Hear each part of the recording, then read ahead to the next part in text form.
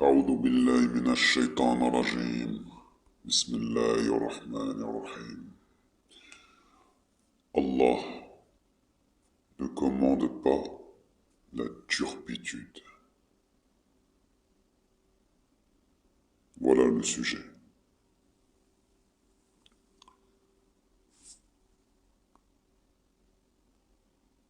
وإذا فعلوا فاحشة قالوا وجدنا عليها آباءنا والله أمرنا بها قالوا إن الله لا يأمر بالفحشاء أتقولون على الله ما لا تعلمون.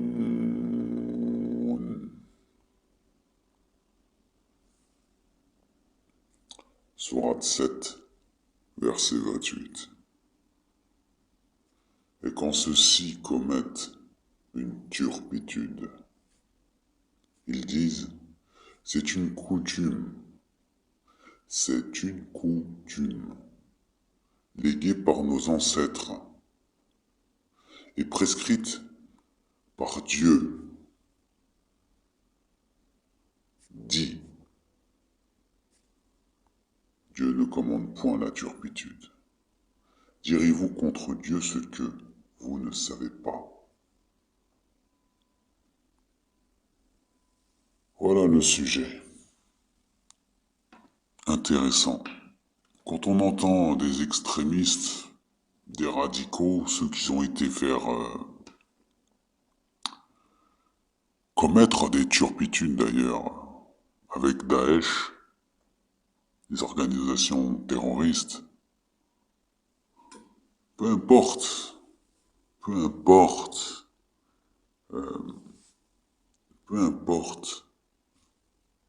comment dirais-je, les motivations qui vous poussent dans une haine profonde. Alash, pourquoi? Pourquoi? Regardez ce qu'Allah dit. Mu'minati, wadiyatun musallamatu ila ahli illa an yasaddaku فإن كان من قوم عدو لكم وهو مؤمن فتحرير رقابة مؤمنات وإن كان من قوم بينكم وبينهم ميثاق فدية مسلمات إلى أهلي وتحرير رقابة مؤمنات فمن لم يجد فصيام شهرين متتابعين توبة من الله وكان الله عليما حكيما.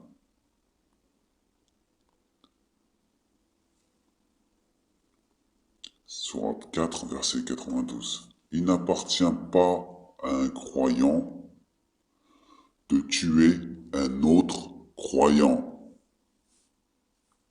Ça c'est, voilà, c'est clair. C'est la parole de Dieu, c'est pas un hadith, c'est la parole de Dieu. Il n'appartient pas à un croyant de tuer un autre croyant, si ce n'est par erreur. Quiconque tue par erreur un croyant, qu'il affranchisse alors un esclave croyant et remette à sa famille le prix du sang, à moins que celle-ci y renonce par charité. Mais si le tuer, appartenait à un peuple ennemi à vous et qu'il soit croyant, qu'on affranchisse alors un esclave croyant s'il appartenait à un peuple auquel vous êtes lié par un pacte, qu'on verse alors à sa famille le prix du sang et qu'on affranchisse un esclave croyant. Celui qui n'en trouve pas les moyens, qu'il jeûne 2 mois d'affilée pour être pardonné par Dieu. Dieu est omniscient et sage. La suite de ce verset, donc là c'était sourate 4, sourate Nisa, les femmes, sourate 4, verset 92, et là on va au verset 93. Waman, waman yaktul, waman yaktul mu'mina متعمدا فجزاؤه فجزاؤه جهنم خالدا فيها خالدا فيها وغضب الله عليه ولعنه وأعد له عذابا عظيما. Excusez-moi pour la prononciation. Quiconque tue intentionnellement, d'accord?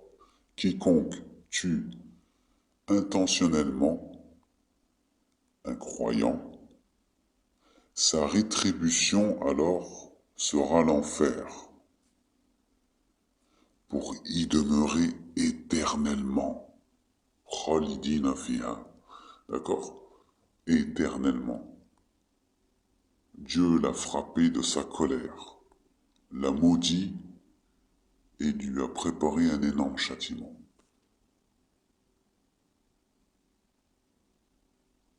Donc, alhamdulillahi, l'adi anzala ala abdihi al-kitaba wa lam yaj'al lahu iwaja.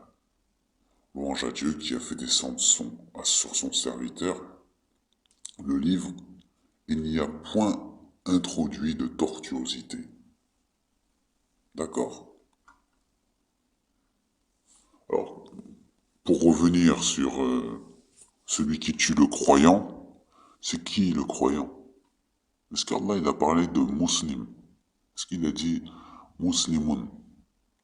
Parce que quand vous lisez la sourate An-Nur, la sourate la lumière, vous savez quand Dieu parle, voilà, la femme croyante n'épousera, comment dire, la fornicatrice n'épousera pas, la fornicatrice épousera qu'un fornicateur et le fornicateur n'épousera qu'une fornicatrice, d'accord? Le croyant n'épousera qu'une croyante et le croyant n'épousera qu'une croyante, d'accord? Ça c'est sourate la lumière. Et ensuite, il parle de plein de choses, hein. De la croyante, de la muslimate, muslimoun, d'accord? Tout est distingué, il y a une distinction entre muslimoun et mu'minoun, d'accord? Croyant et musulman. Il y a une distinction, même si c'est la même chose, hein, mais il y a une distinction. Pourquoi? Parce qu'il y a la communauté musulmane et il y a aussi l'ensemble des croyants, al-mu'minoun. Je suis désolé, mais vous allez dire, oui, mais t'es qui toi pour interpréter comme ça? Mais c'est pas qui je suis pour interpréter. Il est clair là dans le Coran. Mu'minoun. D'accord? Mu'minoun. Les juifs et les chrétiens, ce sont des croyants. Ils croient en Dieu. Le même Dieu que nous. Puisque Allah il dit dans le Coran que les juifs et les chrétiens, ce sont Ahl Kitab, ce sont les gens du livre. Et Allah il a révélé le Coran comme étant un rappel des livres, la Torah et l'Évangile, qui ont été révélés avant le Coran. C'est un rappel, le Coran. Et comment dire, entre guillemets, c'est un rappel et en même temps pour éclaircir les choses, des ambiguïtés qu'il y a chez les juifs et chez les chrétiens. Concernant la divinité de Jésus, Allah il dit dans le Coran, voilà, ce que vous faites, c'est pas bon, votre dogme, votre croyance.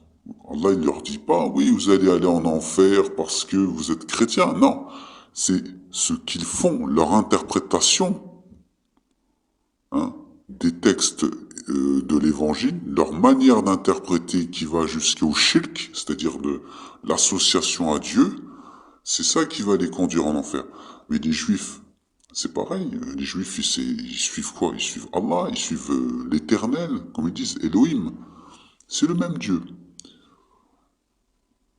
Donc là, quand Dieu il parle des Al-Mu'minun, d'accord? Ça concerne tous les croyants, d'accord? Du moment qu'ils n'associent rien à Dieu, à Allah. Après, il faut croire en tous les livres, etc.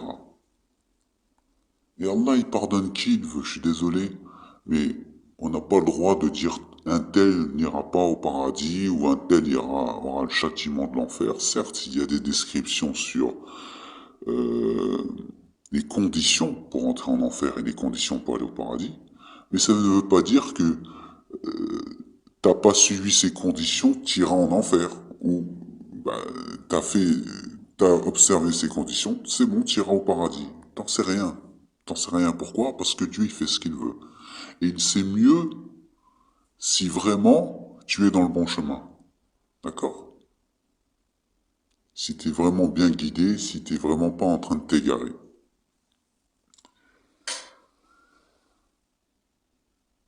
C'est ça le plus important. C'est ça qu'il faut comprendre. Non? Ok? C'est, il faut raisonner de manière sage.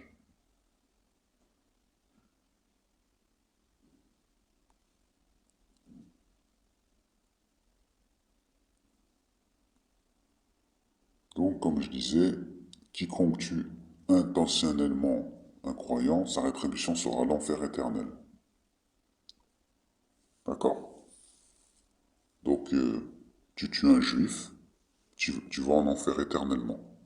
Voilà. Il y en a beaucoup, hein. Comme le juif, hein. En Palestine, quand ils s'entretuent. Voilà. Il al-jahim khalidina fiha. Pour les deux communautés, hein. Communauté juive comme la communauté musulmane. Les deux, hein, pareil. Parce que quand on dit oui,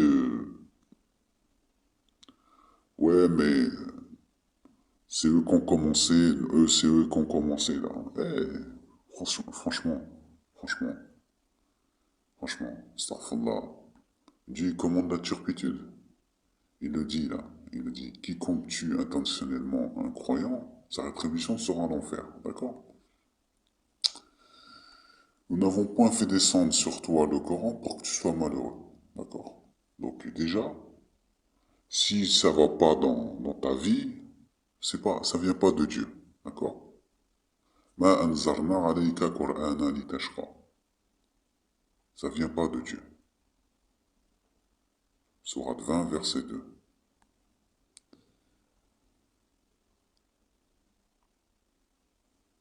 Et puis, vous êtes tout le temps en train de dire,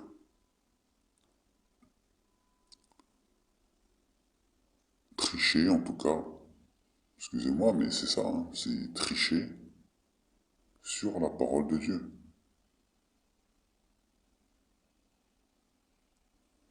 Tricher sur la parole de Dieu. dire des choses que Dieu n'a pas dit, dire des choses ou interdire des choses ou rendre licite ou illicite des choses que Dieu n'a pas demandé. Par exemple, cool, ta'ala atlu ma harama rabbukum alaykum alla tashriku bi shay'a وبالوالدين إحسانا ولا تقتلوا أولادكم من إملاق نحن نرزقكم وإياهم ولا تقربوا الفواحش ما ظهر منها وما بطن ولا تقتلوا النفس التي حرم الله إلا بالحق ذلكم ذلكم وصاكم به لعلكم تعقلون. Sourate 6, verset 151. Dit, venez. Regardez ce que Dieu dit au prophète de dire aux gens. Dit, venez, je vais réciter ce que votre Seigneur vous a interdit. Alors vous voyez, haram, halal, ce qui est bon, ce qui est pas bon, regardez ce que Dieu vous a interdit. Hein. Voilà, la liste de ce que Dieu vous a interdit. Dit, venez, je vais réciter ce que votre Seigneur vous a interdit. Ne lui associez rien. Voilà. La première chose que Dieu vous demande, ne lui associez rien. C'est la première chose. Et ce qu'il dit juste après, ce qu'il dit, et ensuite, il faut que tu attestes que Mohammed est son messager. Non. Regarde. Et ne lui associe rien. Parce qu'il veut pas que tu lui associes quoi que ce soit. D'accord? Même le prophète. Bien sûr, c'est le messager d'Allah, tu verras, je vais te montrer, il le dit dans le Coran, que Mohammed est son messager. Mais il n'a pas besoin que tu associes ça à l'attestation. Voilà. Il veut pas que tu associes quoi que ce soit. Déjà, quand tu reconnais le Coran, tu reconnais qu'il est le messager de Dieu, tu reconnais qu'Abraham est le messager de Dieu, tu reconnais tous les messagers de Dieu. Quand tu reconnais le Coran, tu reconnais la Bible, la Torah et l'Évangile, tu reconnais que tous les messagers sont les messagers de Dieu, les prophètes. Venez, je vais réciter ce que votre Seigneur vous a interdit. Ne lui associez rien. Et soyez bienfaisants envers vos pères et mères. C'est-à-dire que, après l'association à Dieu, il te demande d'être bon envers ta mère et ton père. Ne tuez pas vos enfants pour cause de pauvreté. C'est quand même incroyable, hein, que Dieu parle de ça. Ne tuez pas vos enfants pour cause de pauvreté. Nous vous nourrissons tout comme eux. Et ensuite il dit, n'approchez pas des turpitudes ouvertement ou en cachette. Ne tuez qu'en toute justice la vie que Dieu a fait sacrée. La vie, elle est sacrée. Ne tuez qu'en toute justice. Voilà ce que Dieu vous a recommandé de faire. Peut-être comprendrez-vous. C'est tout. Les interdits. Bien sûr, il parle du cochon, le khinzir, vous savez, la viande de porc. Il y a un verset, il parle de ça. Et encore, il te dit, si t'as pas le choix, t'es contraint d'en manger, mange. Et Dieu, il pardonne. Pour te dire que l'islam, c'est facile. Mais vous voyez ce petit verset là, ce ayat là, c'est Sourate 6, verset 151. Voilà l'islam c'est ça. C'est ce ayat-là. Les interdits, c'est ça. T'as pas le droit de manquer de respect à ta mère et ton père. Ça, c'est sûr. Il est là. Ça vient de la parole de Dieu. Ok? Tu dois rien associer à Allah, à Dieu. Je te jure. Et puis, évite de commettre des turpitudes, du mal, de faire du mal. Oui, la dernière fois, j'ai fini une vidéo sur est-ce que j'ai le droit de tabasser ma femme ou pas. C'est une turpitude, une turpitude.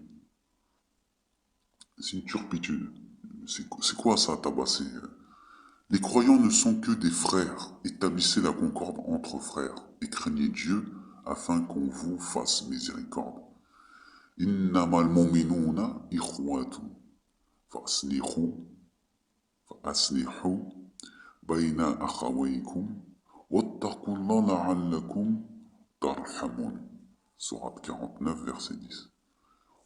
Les croyants sont des frères.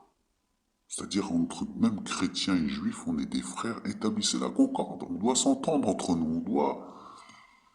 Subhanallah. Il dit pas musulmans, entre musulmans. Il dit les croyants. Ya ayyuhalladhina amanu la yahilu lakum an tarithu النساء كرها ولا تعذروهن لتذهبوا ببعض ما آتيتموهن إلا أن يأتينا بفاحشة مبينات وعاشروهن بالمعروف فإن كرهتموهن فعسى أن تكرهوا شيئا ويجعل الله فيه خيرا كثيرا. Ô vous qui avez cru, il ne vous est pas licite d'hériter des femmes contre leur gré. Ne les empêchez pas dans le but de retenir une partie de ce que vous leur avez donné, à moins qu'elles ne commettent clairement une infamie. Comportez-vous avec elles de manière convenable. Si vous avez de l'aversion envers elles, il se peut que vous ayez de l'aversion pour une chose où Dieu a placé un grand bien. T'as pas le droit d'hériter d'une femme contre son gré.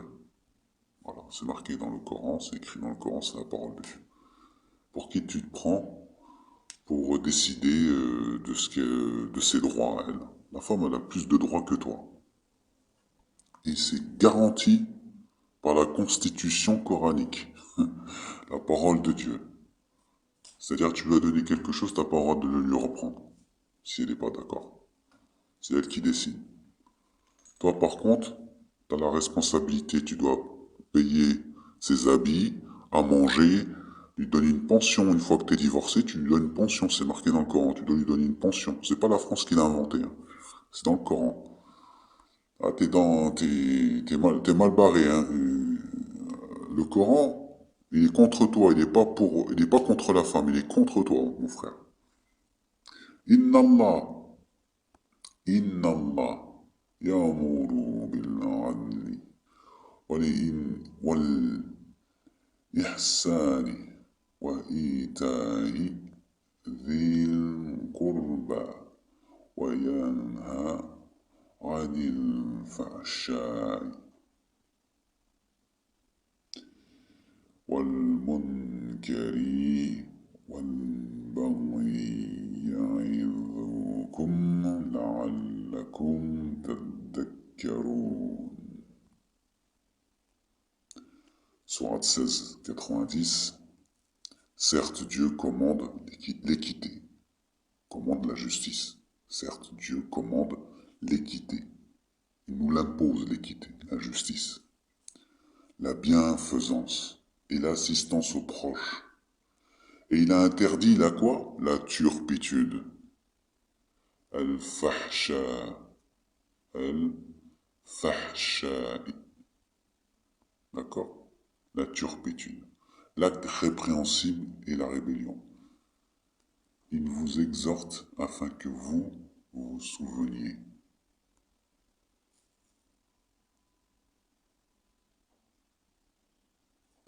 Subhanallah.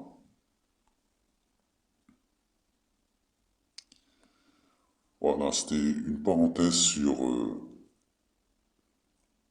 sur quelques versets qui vous parlent justement que Dieu est contre le, le- le- comment dire, le mauvais comportement répréhensif, toute tortuosité. Voilà. C'était pour vous expliquer que Allah, ce n'est pas dans ses mœurs. Voilà. Salamu alaikum wa rahmatullahi ta'ala wa barakatuh.